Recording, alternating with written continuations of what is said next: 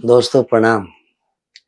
आज हम आपको कुछ नियम ऐसे बताएंगे कि जिनको यदि हम अपने व्यवहार में ले लें तो बुढ़ापा आपके पास फटक नहीं सकता। अक्सर लोग खाने पीने में अपनी दिनचर्या में इस प्रकार से बदलाव ले आते हैं कि खाने पीने का सोने का कोई नियम नहीं रहता। उनके शरीर पर बुढ़ापा बहुत तेजी से असर डालता है।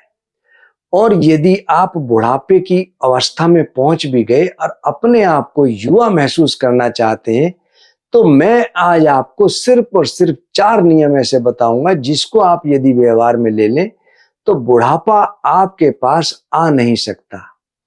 हमारे आयुर्वेद में बहुत महान महान ऋषि हुए जिन्होंने आयुर्वेद के हिसाब से जीना और रहना हमको बताया, जिसमें से चरक ऋषि हुए, सुश्रुत ऋषि हुए और वाग्भट ऋषि हुए।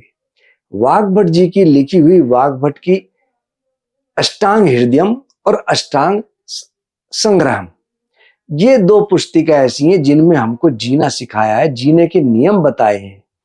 उन 7000 नियमों में से मैं आपको सिर्फ और सिर्फ 4 नियम बताऊंगा। यदि आप उसको व्यवहार में ले लें तो आपका वात पित्त कफ बिल्कुल बैलेंस रहेगा। आप देखेंगे जब भी हमारे शरीर के अंदर कोई सी भी प्रकृति विरुद्ध होती है, वात बिगड़ने से हमारे शरीर के अंदर 80 प्रकार के रोग आते हैं और यदि पित्त बिगड़ता है तो 46 यानी कि 46 रोग हमारे शरीर में उत्पन्न होते हैं। इसी प्रकार यदि जब कफ बिगड़ता है तो 28 रोग हमारे शरीर के आसपास फटकने लगते हैं और यदि वात पित्त कफ तीनों बिगड़ जाए तो 148 प्रकार के रोग हमको सताते हैं और इन 148 प्रकार के रोगों में दुष्ट से दुष्ट रोग यानी कि जैसे कि कैंसर इत्यादि भी हमको बहुत तेजी से क्लिक करते हैं। बहुत से घातक रोग हमारे शरीर को एकदम से अटैक करते हैं। यदि हमको बीमारियों से बचना है तो हमको अपने शरीर के अंदर वात पित्त कफ तीनों का बैलेंस चाहिए और इन बैलेंस के लिए सबसे पहला नियम है कि हमको भोजन से 1 घंटे बाद तक पानी का सेवन नहीं करना। आप देखेंगे अक्सर लोग भोजन के बाद एकदम से पानी पी लेते हैं जो कि हमारे शरीर के अंदर विष का काम करता है और इसीलिए कहा भी है भोजनांते विषम बारी, यानी कि भोजन के अंत में यदि हम पानी का सेवन करें तो वह विष का कार्य करता है।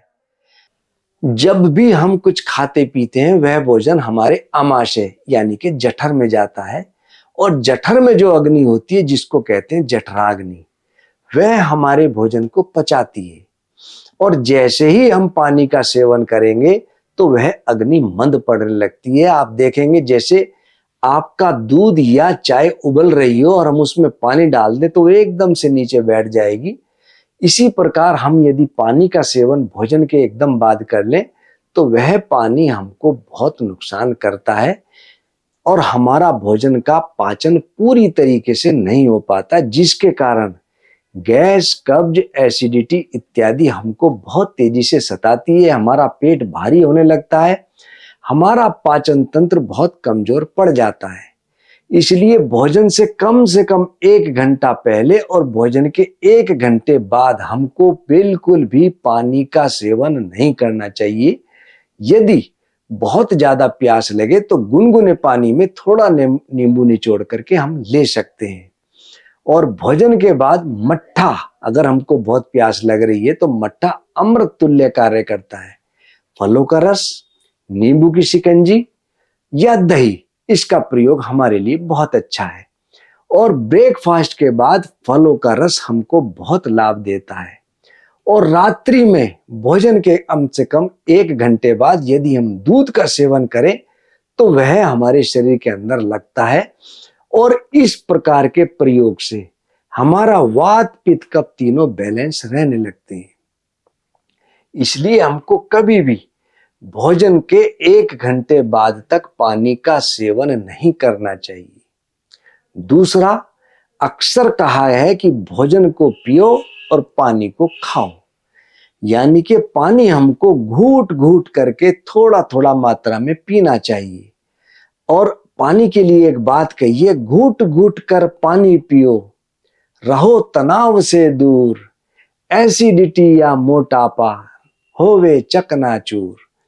हम यदि घूट घूट कर पानी पिए और गुनगुना पानी का सेवन करते रहें तो हमारे शरीर के अंदर कभी भी गैस, एसिडिटी कभी नहीं सताती और हमारे शरीर के आसपास भी मोटापा नहीं फटकता।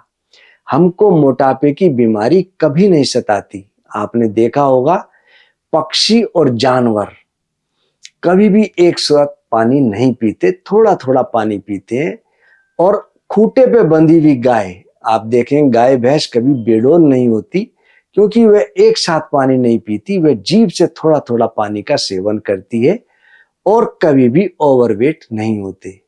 इसलिए हमको थोड़ा थोड़ा पानी थोड़ी थोड़ी देर में जरूर सेवन करना चाहिए। एक साथ कभी भी पानी का सेवन नहीं करना चाहिए, घूट घूट करके ही हमको पानी का सेवन करना चाहिए।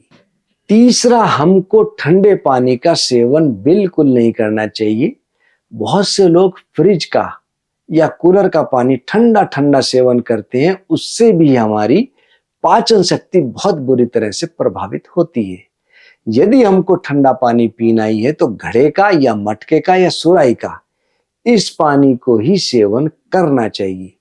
जो लोग फ्रिज का या कूलर का पानी पीते हैं उनके लिए कहा भी है, ठंडा पानी पियो मत, करता क्रूर प्रहार, करे हाजमे का सदा, यह तो बनता धार। इसलिए हमको कभी भी ठंडा पानी नहीं पीना चाहिए। ठंडा पानी पीने से हमारा हृदय ठंडा हो जाता है, हृदय ठंडा होने से मस्तिष्क ठंडा हो जाता है और उसके बाद आदमी भी ठंडा हो जाता है। हमारी बॉडी का टेम्परेचर 37 प्लस माइनस 0.2 डिग्री होता है। उसके अकॉर्डिंगली यानी कि यदि हम गुनगुना पानी सेवन करें तो हमारा हाजमा दुरुस्त रहता है, हमारे शरीर के वह अनुकूल रहता है। कभी कभी बहुत ठंडा पानी पीने से, एक हम गर्मी में आए ठंडा पानी पी लिया तो अटैक इत्यादि की भी बहुत ज्यादा आशंका रहती है। खास तौर से ये प्रयोग गर्मियों में जो मैं बता रहा हूं, गर्मियों में बिल्कुल आते ही कभी ठंडा पानी नहीं पीना चाहिए।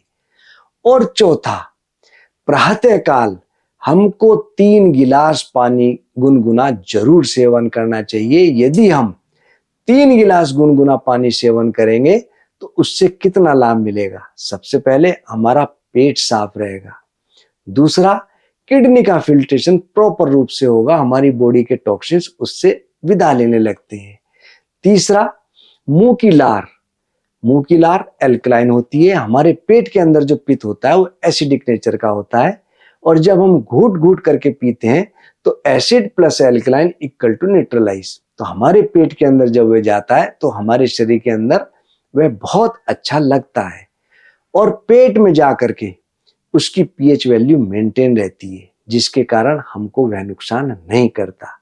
इसलिए दोस्तों, यदि आप अपनी जिंदगी में इन 4 नियम को अपना लें, आप कभी बीमार नहीं पड़ेंगे, आपका वात पित्त कफ हमेशा बैलेंस रहेगा और आपको किसी प्रकार की कोई बीमारी नहीं सताएगी।